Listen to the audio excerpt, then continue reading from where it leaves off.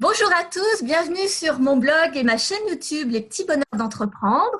Donc moi, je suis Sophie Robert, je suis coach pour les entrepreneurs et je les accompagne à développer, à reprendre le contrôle de leur entreprise quand ils sont débordés par le développement et surtout à agrémenter à équilibrer avec leur vie professionnelle et leur vie privée.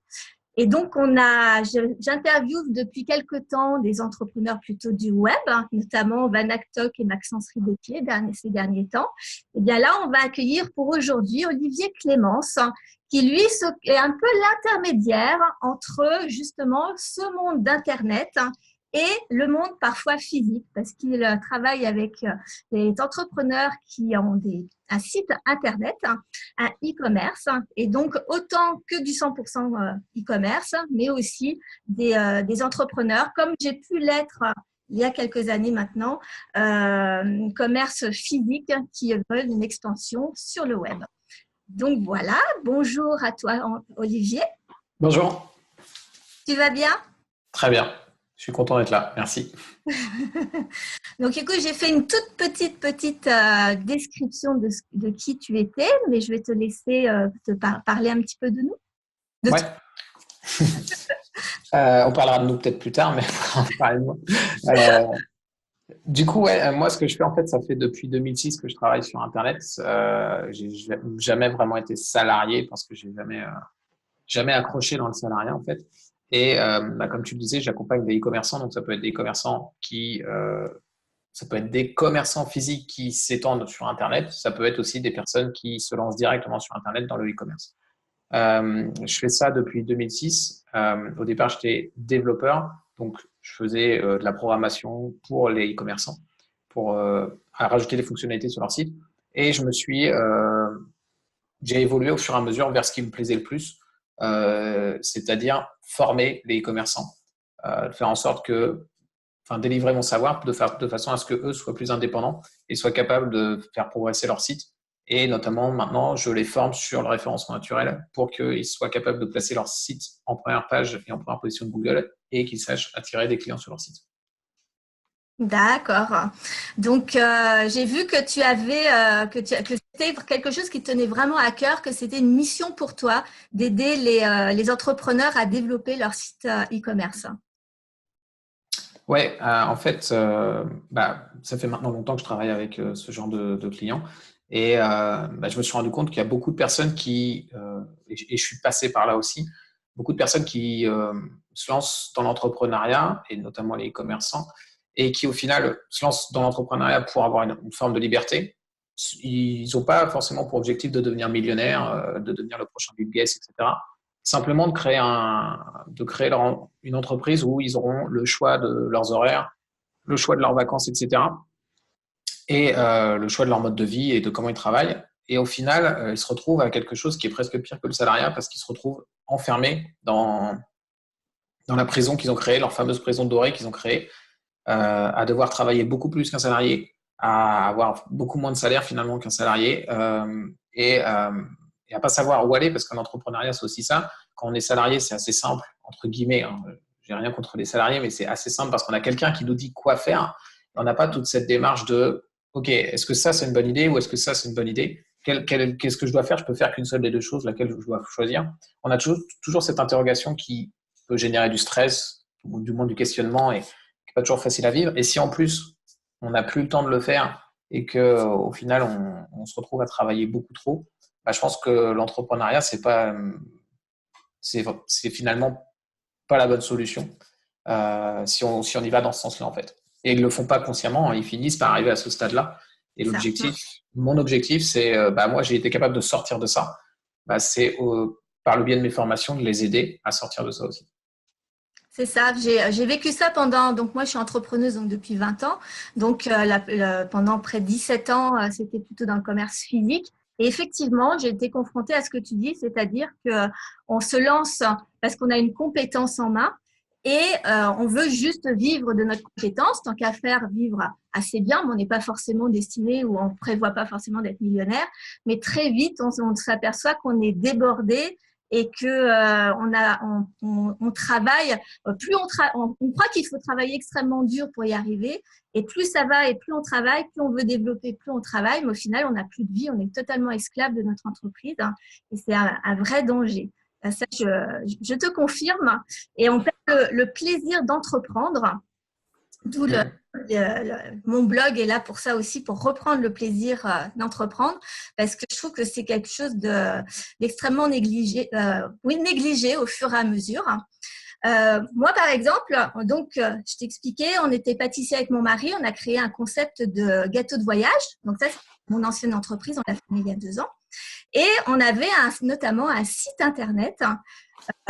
Et je ne sais pas si tu le vois régulièrement, mais nous, on était persuadés que des gâteaux de voyage, ça pouvait forcément voyager par la poste, sinon ce n'était pas des gâteaux de voyage.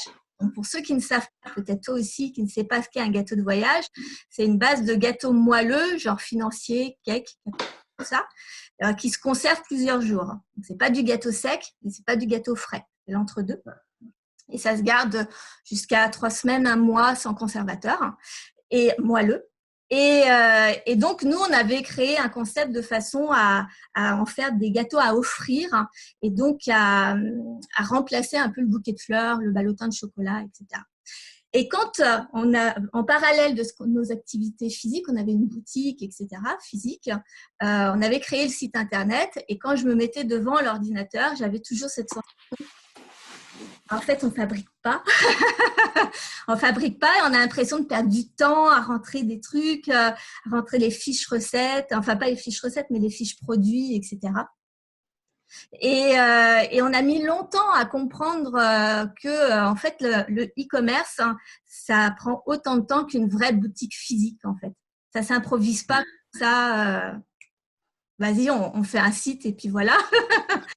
Non, ça ne s'improvise pas du tout. Non, en fait, c'est une problématique souvent que les commerçants découvrent un peu tard, c'est que gérer un e-commerce, ça prend beaucoup de temps et que on imagine que oui, je dois juste mettre les produits sur ma boutique en ligne, c'est facile, j'ai pas besoin de faire le rangement, etc.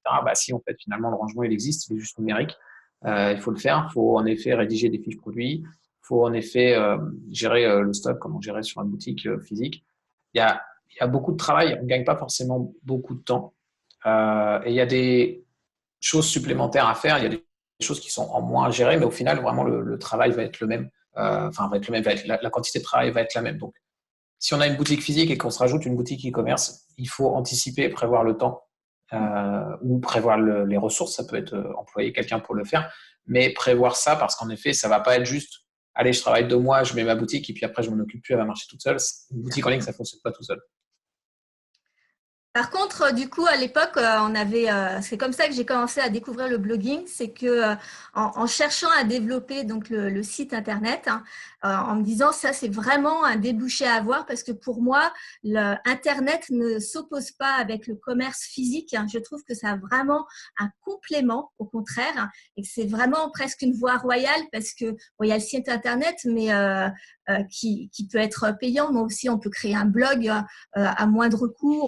Faire différentes petites choses pour se faire connaître en tout cas. Et c'est vrai que j'ai découvert le blogging de cette façon-là comment je vais dire en cherchant à développer mon site e-commerce. Et j'ai vu que toi aussi, qu'au final, au départ, tu étais développeur tu développais essentiellement des plugins pour PrestaShop. D'ailleurs, on utilise PrestaShop. D'accord. Et tu as bifurqué au fur et à mesure dans ton parcours, tu as bifurqué vraiment sur les formations, sur les plugins, le site e-commerce et puis les formations au fur et à mesure.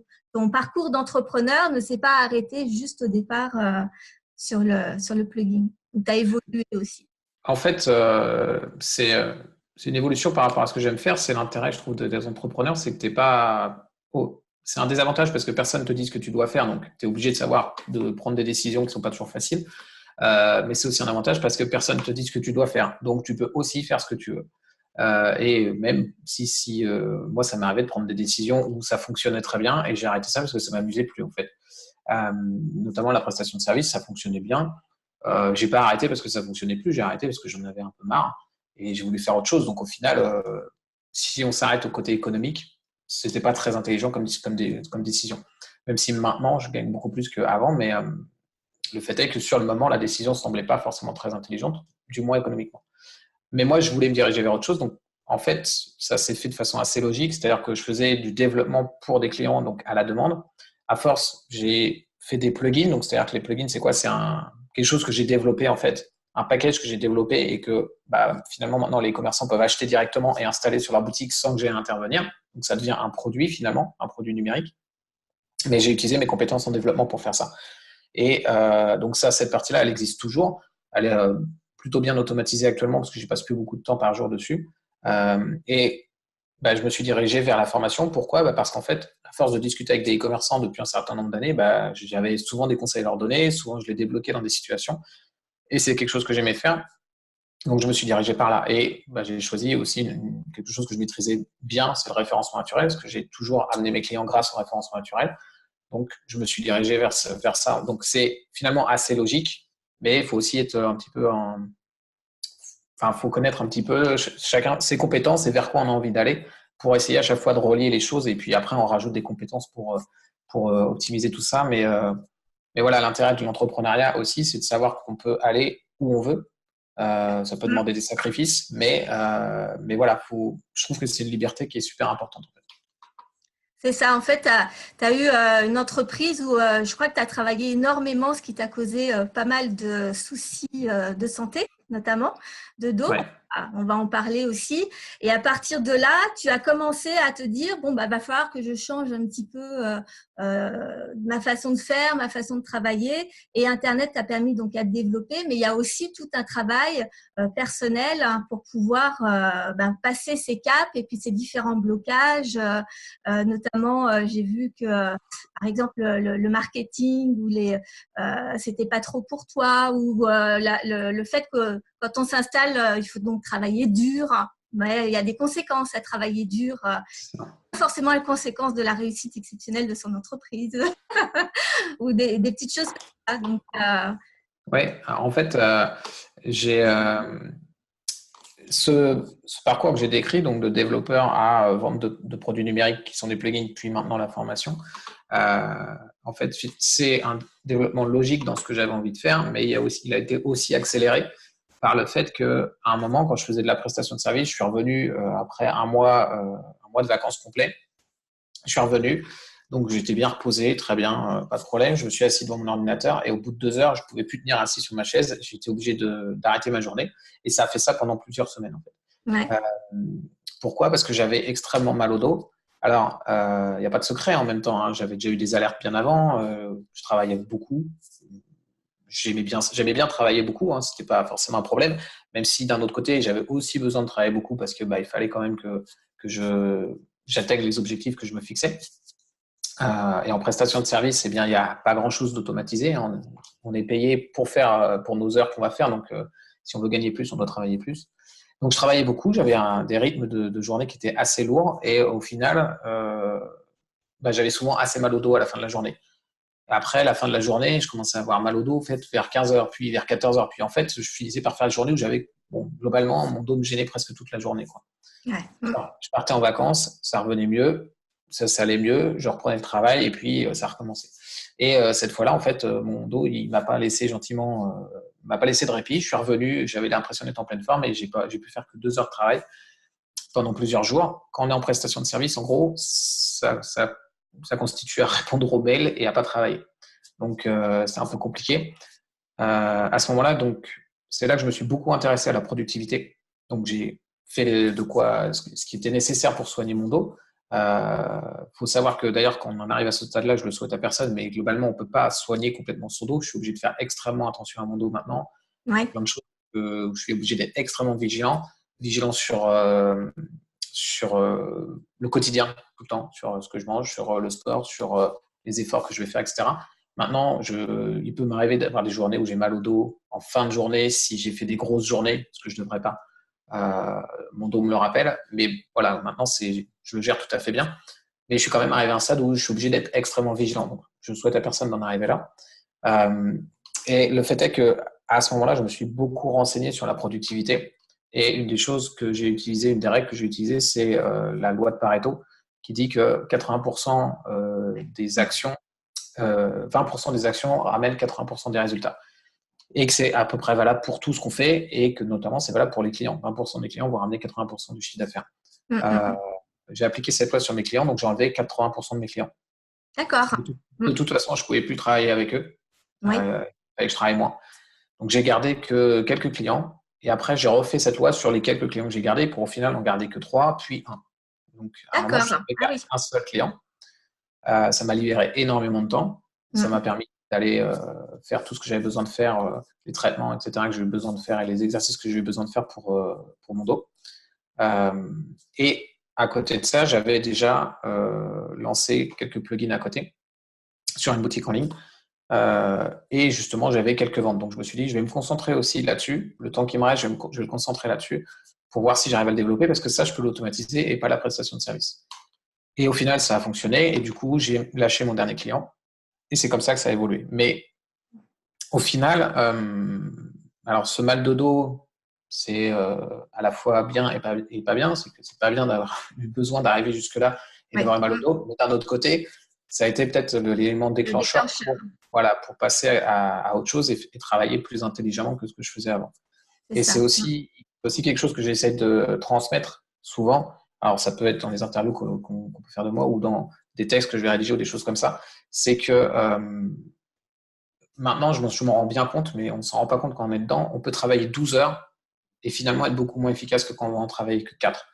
Moi, maintenant, mes journées, elles finissent à 17h, 17h30.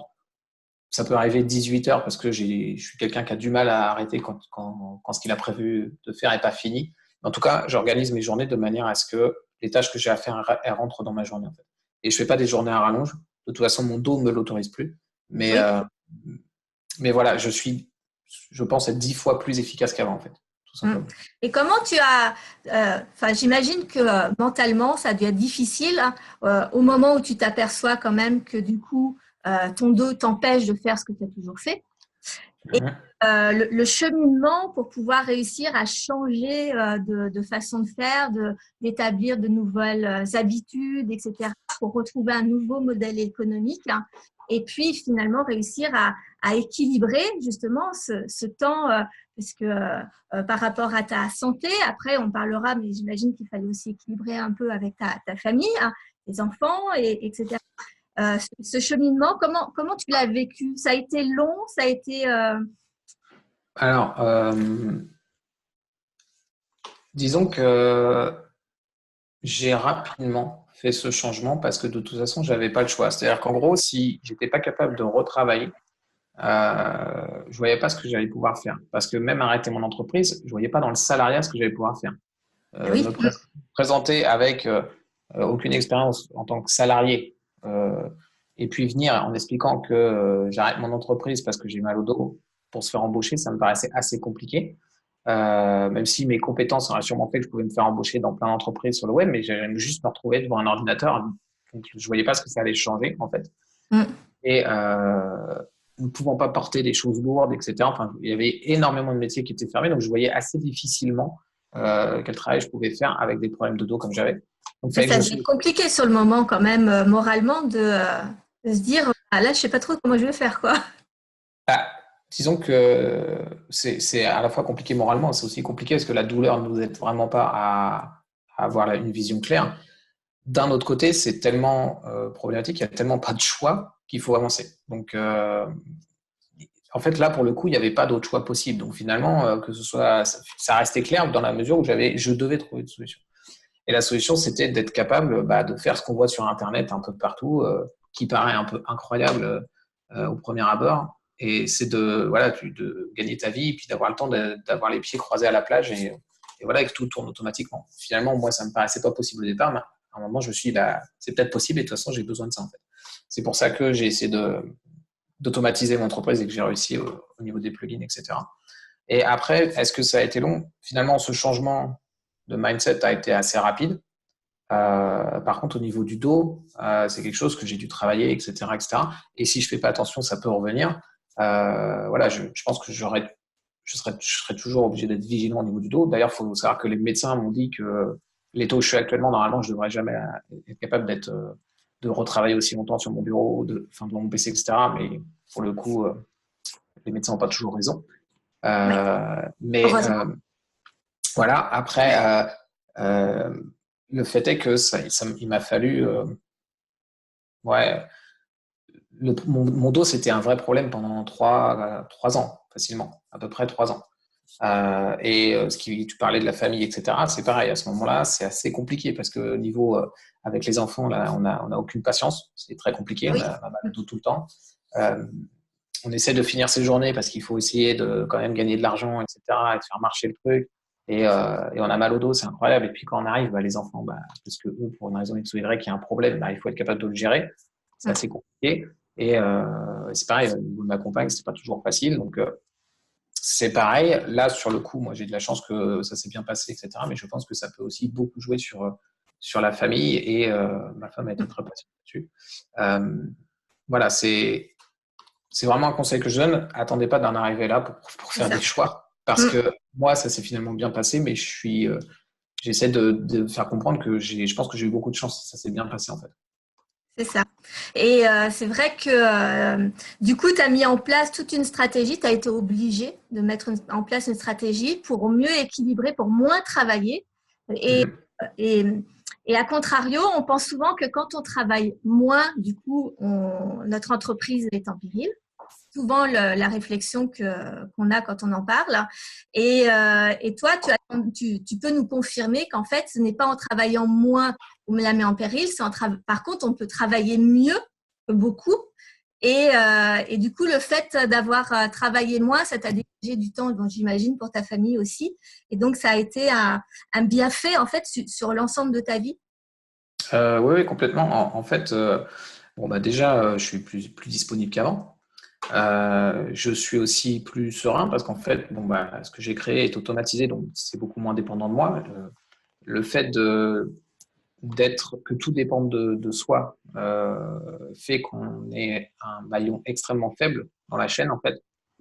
Si tout est relié à nous, le jour où ça casse, la preuve avec le dos, ça peut être tout et n'importe quoi, hein.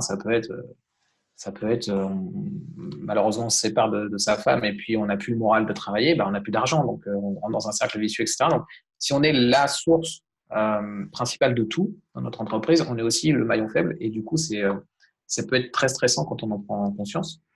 Donc, j'avais beaucoup moins de stress aussi et au final, en fait, oui, en travaillant moins, il y a un équilibre qui est bien meilleur et oui, en effet, on peut gagner plus parce que moi, je suis en croissance depuis de plus de 30 à 40% tous les ans, en fait. D'accord. Et t'es en croissance, c'est génial, hein. Je trouve que c'est super intéressant que tu nous expliques ça parce que c'est vraiment un état d'esprit que l'entrepreneur a souvent. Il faut absolument travailler dur et il voit pas comment déléguer ou est-ce que tu as réussi à comment je vais dire, le souci quand les gens veulent déléguer, la plupart du temps, c'est ils disent oui, de toute manière, j'ai pas le temps de déléguer, il saura pas bien faire, ça me coûte trop cher. Comment tu as contourné un petit peu ce souci-là? Est-ce que c'était quelque chose qu'au départ, de toute manière, tu savais qu'à un moment donné, il fallait déléguer? Ou si c'est ce point-là qui a fait que tu étais obligé, tu n'as pas eu le choix, donc de toute manière, tu as trouvé des solutions? Comment? En fait, quand j'ai décidé de déléguer, à cette même époque où j'ai commencé à faire un changement de mindset, etc., j'ai commencé à m'ouvrir et à comprendre qu'en fait, je devais en apprendre beaucoup des gens autour de moi plutôt que de croire que je savais tout. Et du coup, quand j'ai décidé de faire quelque chose, j'ai essayé d'en apprendre un minimum dessus autour, avant de me lancer là-dedans. Donc, quand j'ai commencé à vouloir déléguer, j'ai lu le livre Virtual Freedom. J'ai plus l'auteur en tête. Euh, et c'est un livre qui était vraiment très intéressant sur le sujet. Et en fait, il y a certains points qui m'ont, que je m'étais noté en fait et que j'ai utilisé quand j'ai commencé à déléguer, notamment le fait que déjà, si on a une barre de temps et qu'on est à 100% de notre temps, c'est trop tard pour déléguer. Donc, Ouais. si on atteint capacité maximum de temps de travail et que là, on se dit, bon, bah, j'ai plus de temps il faut que je délègue des choses, c'est trop tard parce qu'on n'aura pas le temps nécessaire pour faire cette délégation, pour transmettre tout ce qu'on a besoin à la personne à qui on veut déléguer. Donc, soit on anticipe et avant d'être surmené, bah, on délègue, soit à ce moment-là, bah, on accepte qu'il faut enlever des choses qu'on ne fait plus, le temps de déléguer et qu'on refera après. Donc déjà, c'est une première chose parce que essayer de déléguer quand on est déjà surmené, bah, la délégation, elle arrive en dernier, puis on la fait très mal. Donc ça se passe évidemment très mal. Ensuite, la deuxième chose, c'est que il explique dans le livre, alors j'ai plus les chiffres, mais en gros, j'avais en tête ça, mais c'est que quand on veut déléguer quelque chose à quelqu'un que nous, on va mettre 1 heure à faire, bah, faut s'attendre que pendant une bonne période, lui, il va sûrement mettre 2 heures à le faire et que pendant ces 2 heures, nous, on va être 2 heures à lui expliquer comment faire. Donc, en gros, ça fait 4 heures et le résultat sera moins bon que nous au départ. Donc, en gros, quand on veut déléguer une chose d'1 heure, faut considérer qu'on va payer la personne 2 heures et que nous, on va passer 2 heures dessus. Donc, ça peut paraître incroyable parce que nous, on veut déléguer, encore une fois, surtout si on est déjà surmené, on veut déléguer en se disant, bon, allez, comme ça, je suis tranquille, je m'en occupe plus. Bah, c'est pas du tout le cas.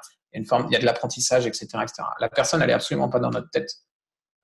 Si la moindre information qui est dans notre tête, on la donne pas à la personne, il faut s'attendre à ce que ce soit pas fait comme on veut. Et au final, le résultat ne sera jamais fait comme on veut. Par contre, si on le fait correctement, cette partie d'apprentissage, etc., au final, ce qui va se passer, c'est que la personne, elle va sans doute le faire mieux que nous et avoir des résultats qui sont différents et parfois meilleurs que nous. En fait. Oui, parce il y a qu'en une vraie forme d'apprentissage. général, on essaie de déléguer des choses où on est quand même le moins bon, finalement. Donc, prendre quelqu'un qui est meilleur, hein, non? Ça dépend. Moi, il y a des choses que je vais déléguer directement parce que je suis mauvais dessus. Notamment le graphisme, par exemple, je suis extrêmement mauvais là-dessus, donc je n'en fais pas et donc je vais déléguer. Maintenant, c'est aussi des choses, la plupart des choses où je suis mauvais, c'est des choses qui m'intéressent peu et du coup, j'ai pas envie de mettre d'argent dedans. Le graphisme, je sais que le graphisme devrait améliorer plein de choses, que ça donne une bonne première impression, etc. Et pourtant, mon blog reste toujours affreux et je me suis encore posé la question il n'y a pas si longtemps que ça, mais j'ai de l'argent à investir dans autre chose. Voilà. Je pense que c'est une erreur, mais c'est aussi une forme ça m'intéresse pas, donc je me suis jamais formé à ça, donc du coup je suis pas très bon, donc du coup je saurais peut-être pas très bien le déléguer, etc. Donc il y a plein de choses qui font que je vais pas forcément déléguer ça. Après oui, il y a des choses où, par exemple le montage vidéo, je l'ai délégué, mais j'avais pas besoin de former la personne dessus parce que j'avais pas d'exigence particulière. Je lui ai demandé qu'est-ce que tu peux me faire, elle m'a proposé ça, je lui ai dit oui, bah ça me va, et on est parti là-dessus, donc j'avais aucune formation à lui faire faire. Par contre, il y a des éléments, moi je vais déléguer, j'aime bien savoir le faire avant pour savoir bien le déléguer. Et du coup, je vais déléguer des choses que je sais qui sont efficaces parce que les process que j'ai faits sont efficaces, parce que les résultats que j'ai avec ces process sont bons. Et que du coup, si je les délègue et la personne est capable de les faire comme je veux, ce sera rentable en fait, parce que son taux horaire sera inférieur au mien. Et donc, du coup, je délègue plutôt des choses que je sais faire, plutôt que des choses que je ne sais pas faire. Pour que tu puisses avoir à garder un œil quand même, un œil dessus. C'est pas pour garder un œil dessus, c'est surtout parce que je les ai testées et qu'elles sont efficaces et que du coup elles seront rentables à déléguer. Plus que faire des choses que je ne sais pas si elles seront efficaces ou pas. Ou si je vais déléguer des choses qui sont que j'ai jamais vraiment fait moi-même, etc., ce sera souvent ponctuel, mais pas des choses récurrentes. En fait. D'accord. Donc du coup, j'entends que tu te formes quand même pas mal, hein, et que tu commences, enfin en tout cas, tu as eu une période, si j'ai compris, où tu avais le sentiment de savoir beaucoup de choses, en tout cas, pas tout, mais beaucoup, et que maintenant tu es plus dans l'écoute des gens qui t'entourent, ou en tout cas tu te formes plus, etc. C'est une nouvelle démarche qui t'a apporté beaucoup? Oui, en fait, je pense que je serais à des années-lumière des résultats que j'ai actuellement si j'avais pris cette décision plus tôt, en fait. Je pense que c'est un biais des développeurs aussi. Beaucoup de développeurs, c'est un peu le stéréotype qu'on voit dans les films, le développeur avec les cheveux longs derrière son ordinateur et tout, complètement asocial, etc. Et qui, c'est un génie. Et c'est un génie, il sait tout sur tout. Et voilà, mais au final, il sait tout sur tout, mais il vit quand même dans un garage à manger de la pizza tous les jours, quoi. Et donc, du coup, finalement, il sait tout sur tout juste parce qu'il ne se remet pas en question et que s'il va voir un peu plus loin, finalement, c'est un génie juste dans son domaine, mais il y a plein de choses qu'il ne connaît pas. Je pense qu'il y a beaucoup de développeurs ont un petit peu ce stéréotype-là en tête et le font plus ou moins. Moi, je pense que je l'avais. Et en fait, quand je l'ai cassé, ce stéréotype, que j'ai commencé à m'ouvrir, en fait, j'ai commencé à prendre des formations. Et ouais, j'ai avancé 10 fois plus vite qu'avant. Sur plein de sujets que je connaissais pas, sur des sujets que je croyais connaître très bien et que finalement je connaissais pas du tout, enfin pas suffisamment. Et j'ai beaucoup avancé. Maintenant, je me forme de plus en plus. Le budget formation augmente tous les ans. Et là, je suis en train de réfléchir si je prends pas encore une autre formation, alors que j'ai déjà explosé mon budget de l'année. Donc, ouais, sachant que là, au moment où on fait l'interview, on est en mai, donc ça va être compliqué cette année. Mais je te rejoins là-dessus parce que il n'y a pas que les développeurs qui pensent savoir, en tout cas, ne pas avoir besoin de se former sans forcément savoir tout. Nous, c'est pareil. Quand j'étais installée pendant des années, en fait, c'est pas que ça m'est pas venu. Non, c'est pas que je ne pensais ne pas en avoir besoin, c'est que ça m'est pas venu. Et même ne serait-ce que des livres sur l'entrepreneuriat, moi j'ai découvert ça il y a 3-4 ans, je savais même pas qu'il y en avait parce qu'on est pris dans la tête dans le guidon, il faut bosser, il n'y a rien d'autre qui compte.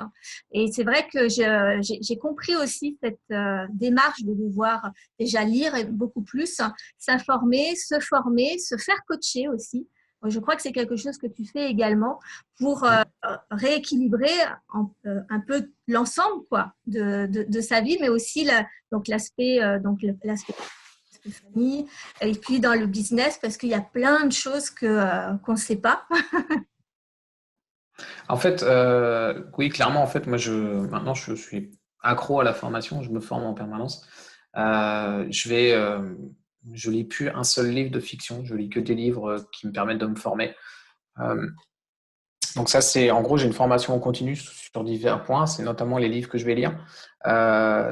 Dès que je vais regarder quelque chose sur Internet, la plupart du temps, c'est pour me former ou pour apprendre des choses, même si c'est pas forcément des choses que je vais utiliser tout de suite. Et à côté de ça, en fait, je vais toujours avoir une formation sous le coude. Alors une formation qui est plutôt en autonomie. Et maintenant, en fait, en effet, je me fais coacher. Le but, globalement, c'est pour moi dans le sens de la progression, c'est-à-dire que les livres, c'est très bien, tu vas apprendre, mais ça reste, c'est bien pour avoir des concepts en tête, mais c'est assez difficile à appliquer. Euh, Moi, ça m'arrive très souvent de lire un bouquin, trouver des trucs super intéressants, de prendre des notes. Euh, D'ailleurs, pour ceux qui lisent des livres, je vous invite, moi, je n'ai pas fait pendant longtemps, je vous invite à prendre des notes et à prévoir un temps pour les relire. Parce que sinon, en fait, ce que vous lisez dans les livres, vous allez souvent l'oublier, que si vous relisez vos notes, ça va être beaucoup plus efficace. Donc, les livres, moi, je trouve ça très bien pour se mettre des concepts et des modèles de pensée en tête.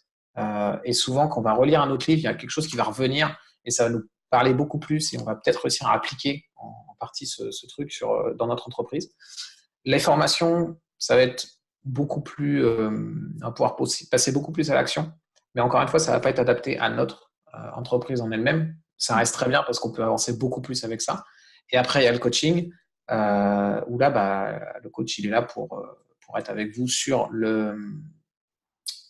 ce que vous faites vraiment, sur votre business, sur qui vous êtes, etc., où vous voulez aller. Du coup, c'est encore plus adapté, ça permet d'avancer encore plus. Maintenant, évidemment, le prix va avec. C'est qu'en gros, le livre, ça, vous allez avoir pour 30 euros, vous allez avoir un très bon livre. Et après, à 30 euros le coaching, là, par contre, ça va pas être un très bon coaching. Ah oui, c'est clair. Mais tu vois quand même le retour sur investissement, l'importance quand même de te faire coacher, que ça n'a rien à voir. Ouais, ça n'a rien à voir. En fait, moi, la progression elle continue et du coup, les objectifs enfin, ça ouvre des opportunités énormes et les objectifs que tu peux te mettre sont beaucoup plus grands qu'avant, en fait, tout simplement. Ah oui, c'est ça. Et du coup, en parlant d'objectifs, puisque moi, ma spécialité, c'est aussi qu'on équilibre avec sa vie privée, donc sa famille, ses enfants, sa vie personnelle, etc. Est-ce que tu te fixes des objectifs dans ta vie personnelle? Est-ce que c'est quelque chose que tu fais? Parce que souvent, on commence à fixer des objectifs pour sa vie professionnelle. Donc ça, c'est le classique. Mais pour réussir à se dégager du temps, enfin en tout cas moi c'est ce que j'ai remarqué, pour réussir à être plus productif, etc., il faut qu'à côté on ait quelque chose, des objectifs ou en tout cas des choses à faire parce que sinon on peut travailler indéfiniment en fait. Alors, j'ai pas besoin de faire ça parce qu'en fait, encore plus depuis que j'avais eu mes problèmes de dos, ma femme est toujours là pour me rappeler à un moment qu'il y a une partie boulot, il y a une partie plus boulot, qui est loisirs, famille, tout ce qu'on veut. Donc, en gros, voilà, moi, alors, dans les objectifs, si, il y a des objectifs que je me fixe qui ne sont pas du boulot, mais c'est plutôt dû à mon dos, notamment. Ça va être, par exemple, du sport 3 fois la semaine minimum, des choses comme ça. Euh, mais ça, bon, de toute façon, si je le fais pas, mon dos va me le rappeler, donc c'est pas compliqué d'atteindre ces objectifs. Maintenant, au-delà dans la famille, au niveau familial et au niveau loisir, etc., on ne se fixe pas d'objectifs en particulier, mais ma femme elle est là pour me dire, voilà, là c'est bon, il n'y a pas de raison de bosser plus. On peut aller faire un tour de vélo, on peut aller faire X, voilà. Mais voilà, et au final, je passe beaucoup de temps avec mes enfants parce que voilà, ça fait, par exemple, on fait un jeu de société tous les soirs depuis 10 ans maintenant. Donc, on a beaucoup de jeux de société à la maison. Mais du coup, voilà, on passe énormément de temps avec nos enfants et je suis pas inquiet là-dessus. En fait, j'ai pas la sensation d'avoir besoin de se mettre ces objectifs-là, mais je pense que c'est beaucoup dû à ma femme qui est là pour me le rappeler quand j'ai besoin. Et tu arrives à gérer la culpabilité que parfois on peut avoir de se dire, bon, quand on est au travail, bon, toi, tu as ton dos aussi, mais j'imagine aussi que le fait de travailler beaucoup, tu entends ta petite voix dire, ma femme, elle va commencer à râler. Donc, tu culpabilises un petit peu de travailler beaucoup parfois. Et l'inverse, quand tu arrêtes de travailler, de pas te dire, ah mince, j'aurais préféré faire ça. Tu sais, des fois, on se retrouve dans des situations où on n'est ni dans le travail, ni vraiment dans le perso parce qu'on culpabilise de pouvoir… T'arrives Euh, à faire ça ou ça… En fait, je culpabilise pas sur le fait de de pas travailler. Mais en effet, c'est vrai que si à un moment j'arrête de travailler et que bah voilà, les enfants sont en train de faire un truc à eux et que je suis pas du tout intéressé, enfin, c'est pas que je suis pas intéressé, mais que même si j'y vais, je vais les déranger plus qu'autre chose, que ma femme est en train de faire autre chose, etc., et que moi je tourne en rond, oui, il y a un moment où je vais avoir tendance à retourner travailler. Donc, quand c'est comme ça, je me force à trouver quelque chose à faire d'autre que de travailler. Ou alors je dis bon, on fait quoi là? On va faire quelque chose. Voilà, parce que sinon, en effet, je vais pas rester à rien faire. Eh Euh, oui. ouais, je vais pas me mettre devant la télé à regarder des publicités ou un truc qui m'intéresse pas. Il faut forcément que ça m'intéresse. Et souvent, ça va être, je vais aller prendre un bouquin et je vais le lire en fait. Donc un bouquin ou regarder une vidéo que j'avais envie de regarder, qui va souvent être plus ou moins me former sur quelque chose. Mais je vais forcément trouver quelque chose à faire en fait. D'accord. Et donc, du coup, j'ai une dernière question. Et après, on va parler de tes projets et tout ce que tu fais en ce moment. Mais est-ce que tu as vu une différence, enfin, oui, est-ce que tu as vu une différence par rapport à ton entreprise entre j'avais la tête dans le guidon et puis maintenant, bah, je prends du temps quand même à côté par rapport au fait de pouvoir prendre du recul sur ton entreprise, de pouvoir quand même mieux gérer, mieux ces temps de pause, est-ce qu'ils t'apportent pour ton entreprise aussi? Ouais, en fait, c'est c'est vraiment salvateur de savoir se ressortir de l'entreprise et de ne pas être tout le temps dans l'opérationnel, toujours agir, etc. En fait, je me suis mis une routine en place. En fait, c'est que tous les 3 mois, je vais définir les actions que je vais vouloir faire. Donc là, je prends du recul sur tout ce que j'ai fait. Je me bloque une journée complète et cette journée, il n'y a rien qui va sortir de mon entreprise, je ne vais rien faire à part étudier ce qui s'est passé et planifier. Donc ça me permet vraiment de prendre du recul. Et à ce moment-là, je vais prendre mon temps, je vais notamment relire les notes dans mes livres pour voir si ces notes-là me font un tilt sur quelque chose qui s'est passé avant. J'ai un carnet aussi où je note tous les jours ce que j'ai fait de bien, ce que j'ai fait de pas bien. Donc, je vais relire ce carnet-là pour voir, tiens, bah, donc quand même, dans les 3 mois, il y a 10 fois ce truc-là qui est revenu. Il faut peut-être que je fasse quelque chose là-dessus. Euh, voilà, je vais reprendre tout ça et ça va me permettre de prendre beaucoup de recul. Et là, je vais fixer mes objectifs sur les 3 prochains mois. Et après, tous les lundis matins, en fait, je fixe les actions de la semaine, en fait. Et du coup, ce qui se passe, c'est que j'ai vraiment des temps j'appelle ça l'architecte et l'artisan. Et d'ailleurs, c'est pas de moi. Il faut rendre ce qui appartient à César. C'est de Stan Leloup de Marketing Mania, D'accord. euh, qui explique qu'en fait, en nous, on a un architecte et un artisan. Et qu'en gros, l'architecte, il est là pour faire des plans. L'artisan, il est là pour appliquer les plans avec sa propre expertise, etc., pour faire les actions qui vont générer le résultat que l'architecte a prévu, en fait. Mais ils travaillent très bien l'un après l'autre, mais ils sont incapables de travailler ensemble parce que l'architecte, s'il vient sur le chantier, il va donner son avis partout, il va voir tout changer, etc. Finalement, il va vouloir refaire les plans. Et l'artisan, il va bosser, puis il va rebosser ailleurs, etc. Et du coup, ça devient un peu n'importe quoi. Et du coup, le fait de faire ça, c'est-à-dire que l'architecte travaille une journée complète, tous les 3 mois, plus tous les lundis matins, définit les actions de l'artisan.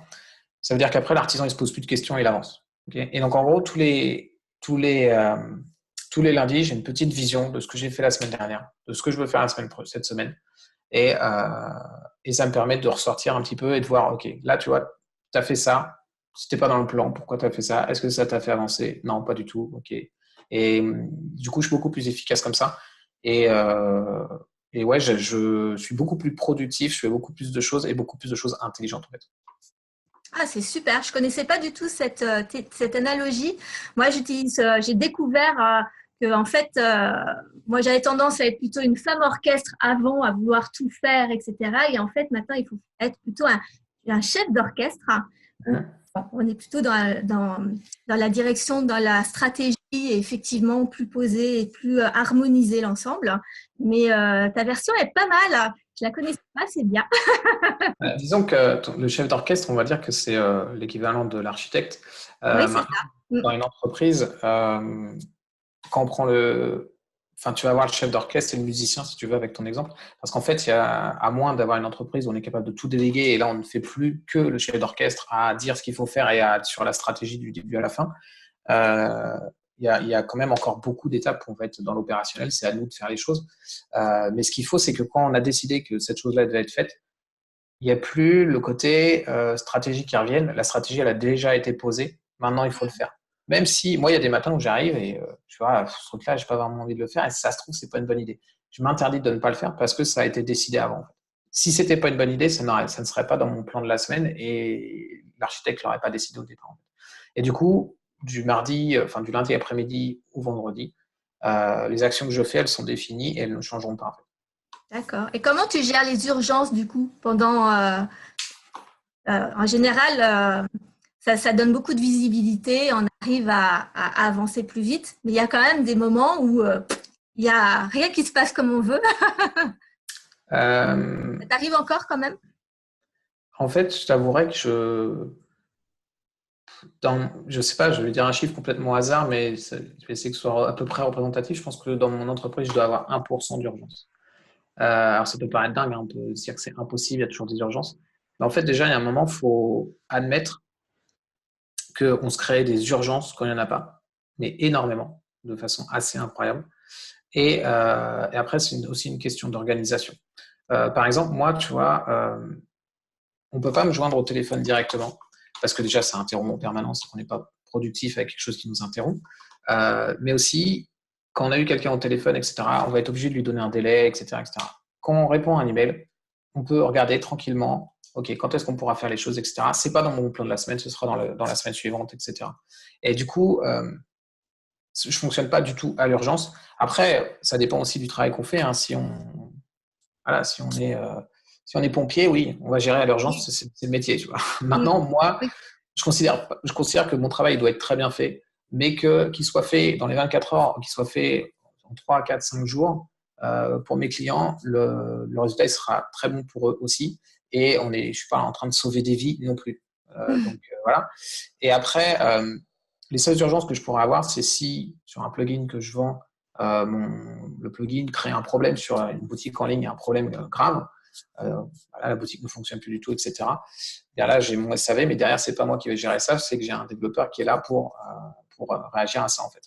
Donc, finalement, je n'ai pas à gérer l'urgence dans mon entreprise et je m'organise pour qu'il n'y ait pas d'urgence, il n'y ait jamais d'urgence, en fait.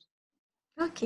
Bon, bah, c'est juste super. Je trouve que tu nous as donné absolument plein de pépites qui, j'espère, vous aideront bien mes amis entrepreneurs parce qu'il y a vraiment beaucoup, beaucoup de choses, une autre vision de l'entrepreneuriat et on peut effectivement travailler différemment sans être obligé de travailler dur tout le temps, de se sacrifier sans arrêt. Voilà. Donc, je suis ravie.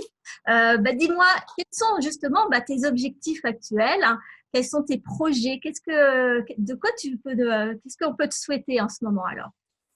Ouais, écoute, en fait, là, j'ai lancé un coaching pour les commerçants, pour leur apprendre à faire du référencement naturel, donc pour qu'ils soient autonomes au niveau du référencement naturel.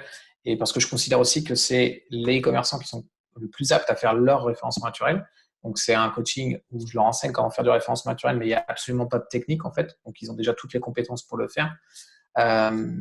C'est ce sur quoi je travaille vraiment actuellement. Donc, ce qu'on peut me souhaiter, c'est que ça décolle vraiment. Après, moi, c'est en train d'avancer plutôt bien. Et je suis concentré à fond sur le résultat de mes clients actuels. Je suis en train d'acquérir aussi des nouveaux clients au fur et à mesure. S'il y a des commerçants qui sont intéressés, qu'ils n'hésitent pas à aller sur mon blog et ils trouveront ma formation facilement. Oui, de toute manière, on va mettre toutes tes coordonnées en dessous. Donc, soit c'est monicommerce.com, c'est ça? Ah, c'est réussir-mon-e-commerce.fr. Réussir, pardon. Réussir-mon-e-commerce.fr. Donc, surtout, vous ne vous trompez pas. Je le mettrai bien en gros en dessous, hein, n'hésitez pas pour te retrouver. Écoute, je te remercie beaucoup.